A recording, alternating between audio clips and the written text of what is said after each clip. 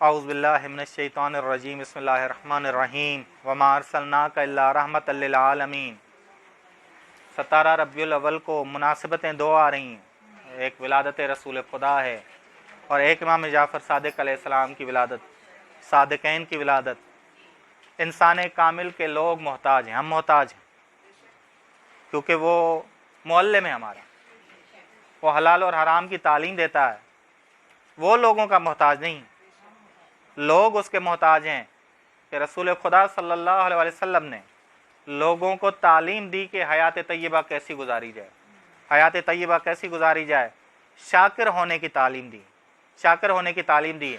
بس اللہ تعالیٰ نے رسول خدا کو حکم دیا کہ مومنین کے لیے طلب مغفرت کیا کرو، مومنین کے لیے طلب مغفرت کیا کرو۔ ہمارے اندر کم از کم اتنی صلاحیت ہو کہ رسول خدا ہمارے لیے استغفار کیا کرو، کیونکہ ہم کہتے ہیں کہ رسول خدا سے ظاہری جدائی ہوئی ہے، معنوی جدائی نہیں ہوئی ہے رسول خدا سے۔ بس ہمارے اندر اتنی صلاحیت ہو کہ رسول خدا ہمارے لیے استغفار کریں۔ فرشتے بھی ہمارے لیے طلب مغفرت کرتے ہیں۔ اگر فرشتے ہمارے گناہوں کی بدبو کو سونگھ سکتے ہیں تو رسول خدا بطریق اولا ہمارے گناہوں کی، کیونکہ ہمارے اعمال پہ گواہ ہیں، ہمارے گناہوں کی بدبو کو سونگھتے ہیں رسول خدا۔ آل رسول علیہ السلام بھی، کہ عبداللہ ابن ابان نے امام سے پوچھا کہ گھریلو مشکل آئی ہے، میں بھی اور میرے گھر والے بھی پریشان ہیں۔ امام رضا نے کیا فرمایا؟ کیا تم یہ سوچتے ہو کہ ہم تم سے اور تمہارے گھر والوں سے ناواقف ہیں؟ ہم جانتے ہیں تمہارے حالات، ہم تمہارے لیے دعا کرتے ہیں۔ تم ایسا نہ سوچا کرو کہ ہم مومن کے لیے دعا نہیں کریں گے، بس قابل ہونا ضروری ہے۔ سورہ توبہ کی آیت نمبر 105 ہمارے ذہن میں رہے، قُلِ اعْمَلُوا فَسَيَرَى اللَّهُ عَمَلَكُمْ وَرَسُولُهُ، بس والمؤمنون، کہ عمل انجام دو، خدا تمہارے عمل کو دیکھ رہا ہے، اس کا رسول بھی اور مومنین بھی تمہارے عمل کو دیکھ رہے ہیں۔ بس اگر ہم رسول خدا کو اذیت دینے کا باعث بنیں تو پہلے توبہ کریں، پہلے توبہ کریں، تاکہ رسول خدا بھی ہمارے لیے ہم نے جس کو ناراض کیا ہوا وہ ہمارے لیے استغفار کیوں کرے؟ یہ نہ سمجھیے گا کہ ان شرط و شرائط ہیں ان کے راضی ہونے کی، وہ بڑے رحیم ہیں اور بڑے کریم ہیں، مظہر رحمت خدا ہیں، لیکن ان کے رحمت پانے کی شرط و شرائط ہیں، شرط و شرائط ہیں۔ جاہلیت جو لوگوں کے اندر تھی، اندر جان میں تھی، رسول خدا نے اسے نکالا۔ یہ کوئی آسان کام نہیں۔ حارثہ ابن مالک رسول خدا سے تعلیم حاصل کر کے کلاس سے باہر نکلتے تھے، کہتے کیا تھے کہ میں نے عرش رحمان کو دیکھا، میں عرش پروردگار کو دیکھ رہا ہوں۔ بس یہ کوئی آسان کام نہیں کہ انسان کے اندر جاہلیت داخل ہو اور اسے نکالا جائے، اور انسان کیا ہو جائے؟ انسان عرش رحمان کو دیکھے، عرش پروردگار کو دیکھے۔ بس رسول خدا خاتم الانبیاء ہیں، خاتم بھی کہہ سکتے ہیں، خاتم بھی کہہ سکتے ہیں۔ خاتم یعنی مہر لگانے والا، انبیاء کے سلسلے کو ختم کرنے والے۔ انسان خط کے آخر میں پرانے زمانے میں اپنی انگوٹھی سے مہر لگا کر اس کی تصدیق کرتا ہے، ٹھیک پرانے زمانے میں ہوتا تھا۔ رسول خدا نے بیان کیا کہ میرے بعد نبی اور رسول نہیں آئے گا، اور میں پہلے والے انبیاء کی تصدیق کرتا ہوں، انبیاء کی تصدیق کرتا ہوں۔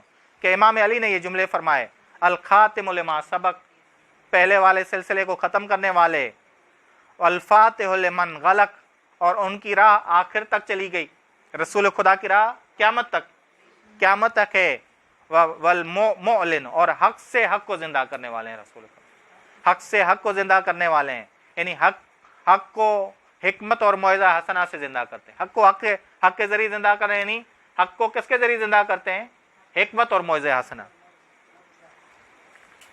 بعض لوگ، آیت اللہ جوادی عاملی کہتے ہیں کہ بعض لوگ حق کو زندہ کرنے کی کوشش کیسے کرتے ہیں؟ ایسے قصوں سے کرتے ہیں جن کا سر اور پاؤں نہیں ہوتے، وہاں کام خراب ہو جاتا ہے، وہاں بد اعتقادی زیادہ بڑھتی ہے بنسبت صحیح باتوں کی۔ لیکن رسول خدا امام کیا فرماتے ہیں؟ یہی ہمارا کام کہ ہم نے حق کو حق کے ذریعے زندہ کرنا ہے، حق کو زندہ کرنا ہے، حکمت کے ذریعے، موعظہ حسنہ کے ذریعے، دین حق کی تبلیغ کرنی ہے موعظہ حسنہ اور حکمت کے ذریعے، بس تبھی راہ باطل جدا ہو جائے گی اور راہ حق نظر آئے گی۔ بس جہالت جو لوگوں کی ضعیفی اور کمزوری تھی، رسول خدا نے اس کو دور کیا، رسول خدا نے اس کو دور کیا۔ دوسری شخصیت امام جعفر صادق علیہ السلام ہے۔ اللہم صلی علی محمد وآل محمد۔ ایک قصہ امام کا اور ایک حدیث مبارک۔ بنو امیہ اور بنو عباس آپس میں لڑ رہے تھے۔ بعض تاجر، شیعہ تاجر امام جعفر صادق کے پاس آئے فتویٰ حاصل کرنے کے لیے کہ ہم جو وہ تاجر تھے اسلحہ بیچتے تھے۔ امام سے جا کے سوال کیا کہ ہم کون سا اسلحہ بیچیں؟ امام نے کہا کہ ایسا اسلحہ بیچو جس سے کسی کی جان نہ جائے، ڈھال کو بیچو، جنگی لباس بیچو جس سے کسی کی جان محفوظ ہو، جس سے کسی کو زخم نہ آئے، زرہ کو بیچو۔ نیزہ اور تلوار بیچنا حرام ہے۔ کتنے کریم امام، دشمن لڑ رہے ہیں بنو عباس اور بنو امیہ، امام نہیں چاہ رہے کہ لوگ مریں، آپ ایسا اسلحہ نہ بیچو۔ ایک مفضل گلی میں چل رہے تھے امام کے ساتھ، دیکھا کہ ایک گھر میں جھگڑا ہو رہا ہے، سسر اور داماد لڑ رہے ہیں پیسوں کی وجہ سے۔ امام نے کہا کہ صندوق بناؤ اور پہلے میں پیسے ڈالتا ہوں اور دوسرے پیسے والے لوگوں سے بھی پیسے جمع کر کے سب کے معاملے حل کرو۔ اس میں کوئی قید نہیں تھی کہ شیعہ کوئی سنی، سب اس صندوق سے معاملے جھگڑے حل کرواتے تھے امام۔ حکم دیا مفضل ابن عمر کو کہ آپ نے اس صندوق کے پیسوں کے ذریعے لوگوں کے جھگڑے ختم کرنے، لوگوں کے جھگڑے ختم کرنے۔ امام فرماتے ہیں بس یہ قول مبارک کہ بدن ضعیف نہیں ہوتا جب تک نیت قوی ہو، نیت قوی ہو۔ ممکن ہے کہ انسان بسا اوقات کمزور ہو جائے، تو وہ کمزوری کب آتی ہے؟ جب نیت کمزور، نیت کے لحاظ سے انسان بوڑھا نہ ہو، کبھی جوان ہو ہمیشہ۔ ہاں ممکن ہے ظاہری لحاظ سے وہ بوڑھا ہو جائے، لیکن اگر نیت قوی ہو، آپ دیکھتے ہیں کہ نیت قوی ہو جائے انسان مشکل کے کام بھی کر لیتا ہے۔ آپ دیکھیں کہ چین میں کرونا کو شکست دینے والے بہت سارے بوڑھے افراد تھے، کیونکہ نیت قوی تھی۔ نیت قوی ہو جائے بس انسان کیا بنے؟ اہل عزم بنے، تو کبھی بدن اس کی مخالفت نہیں کرتا۔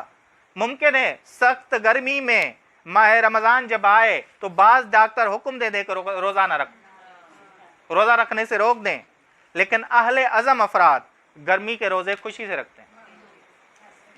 ہاں اہل شکم افراد گھبراتے ہیں، اہل شکم افراد گھبراتے ہیں۔ بس اگر روح اللہ اور معنویت کی طرف متوجہ ہو تو بدن کی ضروریات کم ہو جاتی ہیں، یہ امام فرماتے ہیں۔ اگر روح ہماری کس کی طرف متوجہ ہو؟ اللہ کی طرف، معنویت کی طرف، تو بدن کی ضروریات کم۔ ایک مثال کے طور پر بوڑھے ہیں جس کے بچے کی شادی ہے، آپ دیکھیں کہ وہ سارا دن کھاتے پیتے نہیں، اس خوشی میں لوگوں کا استقبال کرتے ہیں، لوگوں کو کھلاتے پلاتے ہیں۔ وجہ کیا ہے؟ روح کیونکہ متوجہ ہے تو بدن کی ضروریات کیا ہیں؟ بس انسان کی اگر روح متوجہ ہو اللہ کی جانب، یہ پیغام ہے 17 ربیع الاول کو کہ ہم یہ دن اگر منا رہے ہیں صادقین کا، تو ہماری روح کن کی طرف متوجہ ہو؟ ان دو ولیوں کی طرف متوجہ ہو۔ صلی اللہ علی محمد اہل بیتہ الطیبین الطاہرین، اللہم صلی علی محمد وآل محمد وعجل فرجہ۔